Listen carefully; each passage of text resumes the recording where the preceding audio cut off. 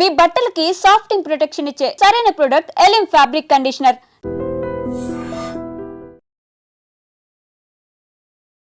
Hi hello నమస్తే, welcome back to our channel. నేను మీ వైషు. ఒక అసమర్థుని కథ ఇది. అంటే భార్య చాటు నేను బ్రతకలేను, భార్య సంపాదిస్తుంది, నేను ఆవిడ సంపాదనతో బ్రతకాల్సి వస్తుంది అని ఆయన ఆవేదన. అందుకని ఇద్దరు పిల్లలకి బిర్యానీలో విషం పెట్టి వాళ్ళని చంపేసి డోర్ వేసి అక్కడి నుంచి పారిపోయాడు. సూసైడ్ చేసుకుంటానని చెప్పి వెళ్ళిపోయాడు. కానీ బయట ఇంకెక్కడో దొరికారు. అంటే భార్య సంపాదనతో బ్రతకలేము అని ఎందుకు అనుకుంటున్నారు? భార్యకి ఎంత ఇష్టం ఉంటే మాత్రం ఆవిడ పక్క దేశానికి వెళ్ళి సంపాదించి తీసుకొచ్చి పెడుతుంది. మరి ఇలాంటి సిచ్యువేషన్ని అసలు మనం ఎలా చూడాలి? ఈ విషయం గురించి మాట్లాడడానికి ఈరోజు నాతో పాటు రజనీ రమ గారు ఉన్నారు. మేడంతో మాట్లాడదాం. Hello ma'am. హలో మ్యామ్, అంటే భార్య సంపాదించడం తప్ప? ఒకవేళ నువ్వు సంపాదించలేకపోతే భార్య మీద ఆధారపడితే తప్పేంటి? దానికి ఇద్దరు పిల్లల్ని చంపేయాలా? వాళ్ళకి అసలు లోకం కూడా తెలియదు. ఇప్పుడు వాళ్ళ పరిస్థితి ఏంటి? ఆవిడ అంత ఏడుస్తుంది. ఎవరు తీసుకురాగలరు వెనక్కి వాళ్ళని? అవును, ఇలాంటి మగవాళ్ళు చాలామంది ఉన్నారు.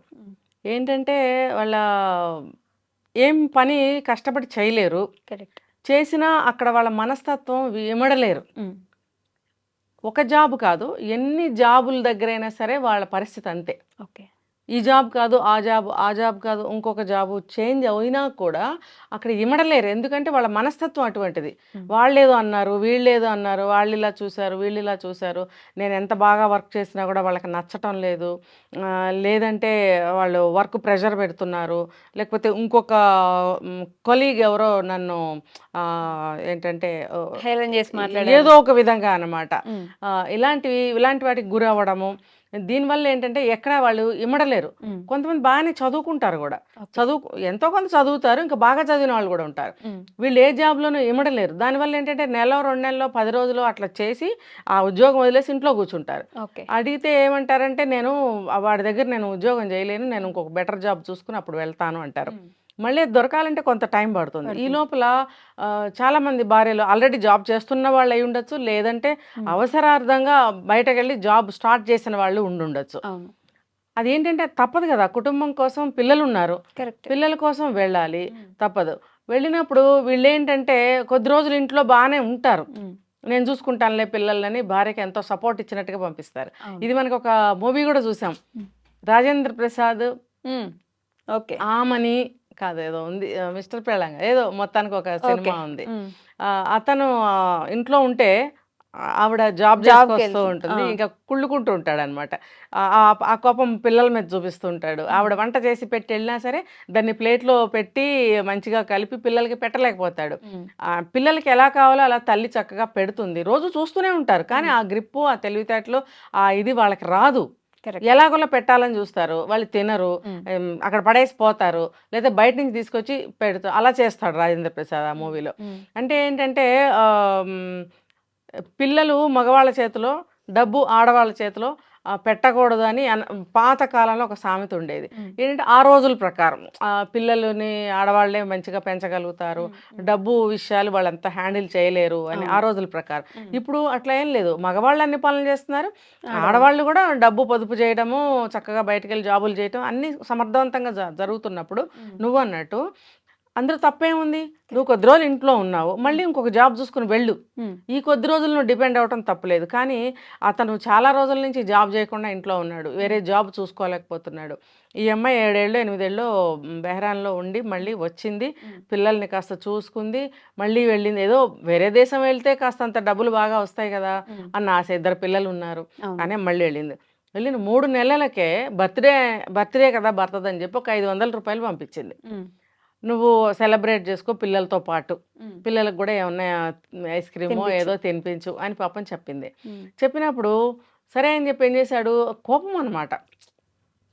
నాకు ఉద్యోగం లేదు కదా, తనేమో అక్కడెక్కడో జాబ్ చేస్తుంది, అసలు ఎవరితోనైనా అక్రమ సంబంధం పెట్టుకుందా, లేకపోతే డబ్బు సంపాదిస్తున్నాను కదా అని చెప్పి గర్విష్టి అయ్యిందా, లేదంటే నేను చూసుకుంటున్నాను కదా అని చెప్పి పిల్లల్ని ఇక్కడ వదిలేసి తను సాఫీగా ఉద్యోగం చేసుకుంటుంది, ఇలాంటి అభిప్రాయాలతో ఉక్కిరిబిక్కిరి అవుతున్నాడు ఈ అబ్బాయి.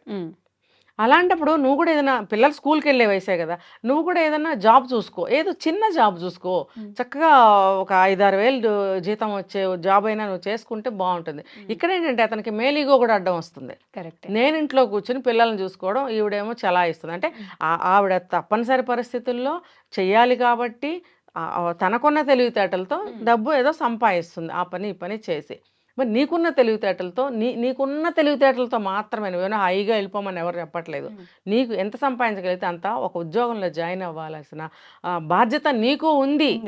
2 పిల్లలు, ఆవిడకేనా 2 పిల్లలు, నీకు కాదా? మళ్ళీ వీళ్ళిద్దరు కూడా లవ్ మ్యారేజ్ అని చెప్పి విన్నాం. అవును. ఇప్పుడు లవ్ మ్యారేజ్లో కూడా ఇలాంటి అభిప్రాయ భేదాలు, ఇన్ని తేడాలు ఎందుకు వస్తున్నాయి అంటే కాలం ప్రకారం అప్పుడు 5 ఏళ్ల క్రితం నా మనస్తత్వం అట్లా ఉంది, ఇప్పుడు ఇలా ఉంది. దీన్ని ఎవరు కాదనలేరు. నాకు ప్రేమ ఉంది భార్య మీద, అప్పుడు బాగున్నాము, 2 పిల్లలు పుట్టారు, మా సంసారం బాగుంది. ఎప్పుడు తేడా వచ్చింది? ఈ అమ్మాయి బయటకు వెళ్ళి సంపాదించింది. ఆ అమ్మాయి బయటకు వెళ్ళి ఎందుకు సంపాదిస్తుంది? నీ కేపబిలిటీ లేదు ఇక్కడ. కరెక్ట్. లేనప్పుడు సంసారానికి 2 చక్రాల్లో ఒక చక్రం ఆగిపోయినప్పుడు ఒక చక్రంతోనైనా బండి ఎలాగోలా గమ్యం చేర్చాలని బండి తోలేవాడు అనుకుంటాడు, అంతే కదా. అనుకున్న ఆ నేపథ్యంలో ఈఎంఐ కూడా వెళ్ళి సంపాదిస్తుంది. పాపం ఇల్లు గడుస్తుంది, ఏదో కొంతకాలం సంపాదించితే ఇల్లు బాగుంటుంది, పిల్లలు కాస్త చదువులకు వస్తారు, ఈ లోపల భర్త కూడా ఏదైనా ఉద్యోగం చూసుకుంటాడని హోప్ ఉంటుంది. మరి అవన్నిటిని ఇతను వమ్ము చేశాడు కదా. ఆ 500 రూపాయలు పెట్టి నువ్వు విషం కలిపేసి పిల్లలకి పెడితే అసలు నీకు చెయ్యాలా వచ్చింది అంటే కొంతకాలం సాగితే కానీ తండ్రి ప్రేమ వృద్ధి చెందదేమో. అంటే మోసి కని పెంచితే పేగుబంధం వేరేమో. ఇప్పుడు కొత్తగా ఆలోచించాల్సి వస్తుంది. కన్న తల్లి కన్న తండ్రి వేరు కాదు అని చెప్పుకున్నాం ఈ రోజు వరకు. మరి ఇవాళ నుంచి నిర్వచనాలు ఏమైనా మారిపోతాయేమో. మరి కన్న పేగైతే తండ్రి బంధం ఉండాలి కదమ్మా అక్కడ. మరి అతను ఎందుకు అలా చేశాడు అని అంటే ఆ మనోభావాలతో అతను ఉక్కిరిబిక్కిరి అవుతున్నాడు. సూసైడ్ నోట్లో ఏం రాశాడు? నన్ను క్షమించు చంద్రిక, భార్య పేరు చంద్రిక, క్షమించు, నువ్వు సంపాదిస్తుంటే తింటూ కూర్చోవడం నాకు నచ్చలేదు, నాకు బాగలేదు, అందుకనే నేను బ్రతకలేను. అలాంటప్పుడు పిల్లల్ని చంపడం ఎందుకు? నువ్వు వచ్చేయి, నేను కూలినాలు చేసి నీకు సంపాదించి పెడతా అనాలి కదా. అలా అనకుండా నేను చచ్చిపోతున్నానంటే అంత అసమర్థుడు నిరూపించుకున్నావా నువ్వు? నువ్వు చచ్చిపోవడం కాదు, పిల్లల్ని కూడా చంపేశావు కదా. పిల్లల్ని చంపేశావు. పిల్లలు 2 జీవులు, వాళ్ళు ఇంకొక 4 ఏళ్ళు అయితే చేతికి అందుతారు. ఆ పిల్లల జీవితాలని నువ్వు సర్వనాశనం చేశావు. నీ అసమర్థత నీ వరకు కాకుండా పిల్లల దగ్గర అక్కడ కూడా చూపించావు. ఒక తండ్రిగా ఫెయిల్ అయ్యావు, భర్తగా ఫెయిల్ అయ్యావు, కనీసం సంసారం నడపగలిగే సామర్థ్యాన్ని కూడా నువ్వు కలిగి లేవు. మరి పిల్లల్ని చంపేశాను, నేను కూడా చచ్చిపోతున్నాను అని రాస్తే మరి నువ్వు ఎక్కడ చచ్చిపోయావయ్యా? పిల్లల్ని చంపేసి గొళ్ళెం పెట్టేసి నువ్వు వెళ్ళిపోయావు. వెళ్ళిపోతే నీకు చచ్చిపోవాలనిపించలేదా మళ్ళీ తర్వాత? అంటే ఇక్కడ చెప్పినవన్నీ అబద్ధాలేనా? అబద్ధాలేగా. అంటే వేషం గెడ్డాలు పెంచేసుకున్న 6 నెలలు ఉన్నాడు అంటే అంత ప్లాన్ వేసి ఉన్నాడా? ఇప్పుడు ఈ గెడ్డాలు తీసేసి వేరే దగ్గర ప్రత్యక్షం అయ్యాడు అంటే నువ్వు ప్రేమించింది అబద్ధమే, నువ్వు నీ మనోభావాలు అబద్ధమే, మరి సూసైడ్ చేసుకుంటా అని చెప్పడం అబద్ధమే. అంతే. అంటే నీకు నాకేమనిపిస్తుంది, ఈజ్ ఈక్వల్ టు నీకు భార్య మీద కోపమే కనిపిస్తుంది ఇక్కడ. కరెక్ట్. ఆ కోపంతో నువ్వేమవుతావో నాకు అనవసరం, ఈ పిల్లలతో నాకు సంబంధం లేదు అని చంపేసి నా జీవితం నేను చూసుకుంటాను, నా అంటే ఇప్పుడు ఎవరు నన్ను గెడ్డాలు తీసేసాను కాబట్టి నన్ను ఎవరు గుర్తుపట్టరు, ఈ పిల్లలు చనిపోయారు, వాళ్ళు చూసుకుంటారు, నేను నా సెకండ్ లైఫ్ స్టార్ట్ చేయొచ్చు, నన్ను ఎవరు గుర్తుపట్టరు. అంత మొద్దు అమాయకత్వంలో ఎలా ఉంటారు? నువ్వు గెడ్డం మీసం తీసేంత మాత్రాన ఎలా నువ్వు చలామణి నువ్వు గుర్తుపట్టకుండా ఎవరో ఒకళ్ళు నిన్ను అరెస్ట్ చేయకుండా ఎలా ఉంటారు? ఏదో ఒక రోజున వాళ్ళు కాకపోతే రేపైనా నువ్వు అరెస్ట్ అవుతావు. ఇప్పుడు ఆ భార్య వచ్చింది, అందరూ అనేక కేసులు పెడతారు, నువ్వు పట్టుబడవా? ఏదో ఒక ఇది ఫోన్ ద్వారా ఎవరికో ఫోన్ చేశాడంట, మరి ఎలాగో ఆ ఫోన్ల ద్వారా బయటపడింది. ఇవాళ రేపు ఎక్కడో క్లూ పట్టుకుంటే మొత్తం లాగేస్తున్నారు. అంత కష్టం కూడా ఏం అవ్వటం లేదు, ఎందుకంటే పోలీసులకు కూడా ఈ నేరస్తులు నాడి బాగా తెలిసిపోతుంది. ఏ నేరం చేసిన వాడు ఎలా పట్టుబడతాడు, ఎలా దొరుకుతాడు, వాడి పోకడ ఎలా ఉంటుంది, వీడు ఇక్కడ ఈ పని చేశాడు కాబట్టి ఏ దిక్కెళ్ళొచ్చు, ఇవన్నీ వాళ్ళు అబ్జర్వ్ చేస్తారు, అన్నీ గమనించగలుగుతారు. సో వాడిని పట్టుకున్నారు. ఇప్పుడు ఏమైనట్టు? ఇప్పుడు నీ మళ్ళీ భార్య నిన్ను రానిస్తుందా? సో పిల్లలు బతికుంటే నిన్ను రానిచ్చేదేమో. కరెక్టే. నువ్వు పిల్లల్ని చంపేసావు. ఆ భార్య ఎంత బాధపడుతుందంటే, నేను పిల్లలు లేకుండా గొడ్రాలుగా ఉండినా నేను సంతోషపడేదాన్ని, నాకు భగవంతుడు ఈ పిల్లల్ని ఎందుకు ఇచ్చాడు, నేను కడుపు శోకం భరించలేకపోతున్నాను, హృదయ విదారకంగా ఏడుస్తుంది. నా భర్త అలాంటోడు కాదు, మళ్ళీ నా భర్త అలాంటోడుగా చాలా మంచోడు, ఉమ్, చాలా నన్ను ప్రేమిస్తాడు, మీ ఇద్దరం చాలా అన్యోన్యంగా ఉన్నాం, మా ఇద్దరికి ఎప్పుడు ఎటువంటి చిన్న తేడా కూడా లేదు అని అన్నప్పుడు మరి మోసం చేసినట్టేగా ఈ అబ్బాయి, ద్రోహం చేసినట్టేగా భార్యకి. చిన్న నీ మీద అంత నమ్మకం పెట్టి చిన్నపిల్లల్ని నీకు అప్పగించి తను వెళ్ళింది ఎందుకు? కుటుంబాన్ని బాగు చేయాలనే కదా, కొంచెం డబ్బు సంపాదిస్తే మేము బెటర్ లైఫ్ లీడ్ చేయొచ్చని కదా. అవును. మరి నువ్వు నమ్మక ద్రోహం చేసావు, నువ్వు ఒక భార్యకి అన్యాయం చేసావు, పిల్లలకి అన్యాయం అనాలా దాన్ని, ఇంకేమనాలి? ఉమ్, అన్ని విధాలా కూడా నువ్వు సర్వనాశనం చేశావు. నీకొక అస్తిత్వం లేదు, నీకు ఒక వ్యక్తిత్వం లేదు. ఇప్పుడు నువ్వు బ్రతికి బట్ట కడితే మాత్రం నువ్వు ఎక్కడ నువ్వు సెకండ్ లైఫ్ లీడ్ చేయగలవు? జైల్లోనే కూర్చుంటావు. అంతేగా. ఇది తెలుసుకోవాలి కదా. ఇప్పుడు మరి అబ్బాయికి చాలా అంటే చాలా కఠినమైన శిక్ష ఉంటుంది, ఉమ్, చాలా దారుణంగా వేయాలి కూడా.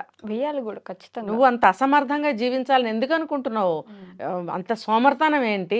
నువ్వు ఒక చోట జాబ్ చేసేటప్పుడు నువ్వు తల వంచే ఉండాలి, తల వంచే ఉండాలి. ఎంత పెద్ద ఆఫీసర్ అయినా సరే అతనికి ఇంకొక హెడ్ ఉంటాడు, అవును. అక్కడ మనం తల వంచే ఉండాలి, గుడ్ మార్నింగ్లు కొట్టాలి, నమస్తేలు కొట్టాలి. అది అది న్యాచురలే, తప్పదు. ఉమ్, ఉమ్, ఇప్పుడు పెద్దవాళ్ళని గౌరవించాలి కదా. కరెక్ట్. ఆ కుర్చీకి ఉన్న విలువ అది. ఆ కుర్చీలో ఎవరు కూర్చున్నా మనం సలాం కొట్టాల్సిందే, గౌరవించాల్సిందే. మనం ఆయన అర్హత అది, మన అర్హత ఇక్కడ ఉండేది. ఉమ్, మనం పెట్టాలి, గౌరవించాలి, అప్పుడు మనకి జీవితం బాగుంటుంది, ఆఫీస్లో ఉద్యోగరీత్యా కూడా బాగుంటుంది. అంతేగాని నేను అక్కడ ఏమడలేను, ఇక్కడ వాడిదన్నాడు వీడిదన్నాడు, నాకు అక్కడ నచ్చలేదు, నాకు ఇక్కడ నచ్చలేదు అంటే నువ్వు లైఫ్లో నువ్వు ఎక్కడ ఉద్యోగం చేయలేదు. అది నీ అసమర్థత. నీ యొక్క అసమర్థతని పోగొట్టుకునే ప్రయత్నం చేయాలి. నీలో ఉన్న దుర్లక్షణాలు ఏమైనా ఉంటాయి పోగొట్టుకోవాలి. నీలో ఉన్న కాస్త కోస్త స్కిల్స్ ఉంటాయి ప్రతి మనిషికి, వాటిని డెవలప్ చేసుకోగలిగితే ఎక్కడో చోట ఏదైనా ఉద్యోగం చేయగలుగుతారు. కరెక్ట్. అది సరి చేసుకోకుండా పిల్లల్ని చంపేయడం ఏంటి, పారిపోవడం ఏంటి, తను మాత్రం బ్రతికి ఉండడం ఏంటి? బ్రతికి ఏం చేస్తావు? జీవోత్సవంలాగా బ్రతకాలి, జైల్లో ఊచలు లెక్క పెట్టుకుంటూ జీవోత్సవంలాగా బ్రతకాలి, తప్పు చేసిన భావన ఉంటే. అవును. లేదనుకోండి ఇంక రాయిలాగా బతకాల్సిందే. అమ్మా, ఎలా అసలు ఒక్కొక్క కేసు చూస్తుంటే చాలా ఎంత భయపడాలి అసలు. పిల్లలతో నమ్మకం లేదు, భర్తతో నమ్మకం లేదు, ఎక్కడా నమ్మకం లేదు, ఏం చేయాల్సి వస్తుంది అసలు. లెక్క పెడితే ఇప్పుడు ఈ మధ్య కాలంలో ఎంతమంది పిల్లలు చనిపోయారు. అవును. చాలా బాధ వేస్తుంది అసలు. ఒకప్పుడు అబార్షన్లు చేయించుకుంటే భ్రూణహత్య అని చెప్పి మన శాస్త్రాల్లో ఉంది. తర్వాత కూడా అందరూ అది నమ్మే మనుషులు కాబట్టి ఎవరు అలా ఆ పనులు చేసేవారు కాదు. ఇప్పుడు ఇంతంత పిల్లలైన వాళ్ళని చంపేస్తున్నారు. వీళ్ళకి భగవంతుడే ఆయన కోర్టులో ఏ శిక్ష వెయ్యాలి. Correct. Okay ma'am, thank you so much.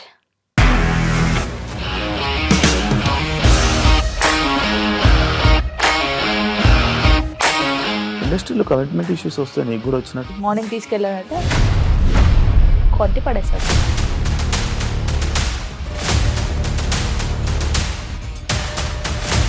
ఒక్కళ్ళు కూడా చూడలేదు ఈ సినిమా అని చెప్పడానికి కూడా చాలా ధైర్యం కావాలి. అది నిజం కదా, దాంట్లో ధైర్యం ఏంటి? ఇది నెక్స్ట్ డే ప్లేట్ మార్చేస్తే తప్పు కదా. As of now we are comfortable this అని నేను అనుకుంటున్నాను. రష్మిక గారిది మీది ఒకే ఊరంట కదా. నీకు కోపం వచ్చిందంటే బాగా తిట్టేత్తరా? తిట్టేద్దామండి. నిజంగా గేమ్ ని ఎలా చేంజ్ చేయగలిగారు? ఏపీఎస్ఎఫ్సి వాళ్ళకి 6 నెలల్లో నేను 6 లక్షలు కట్టా. బిజినెస్ చేయాలనుకుంటే it is as difficult as riding a tiger.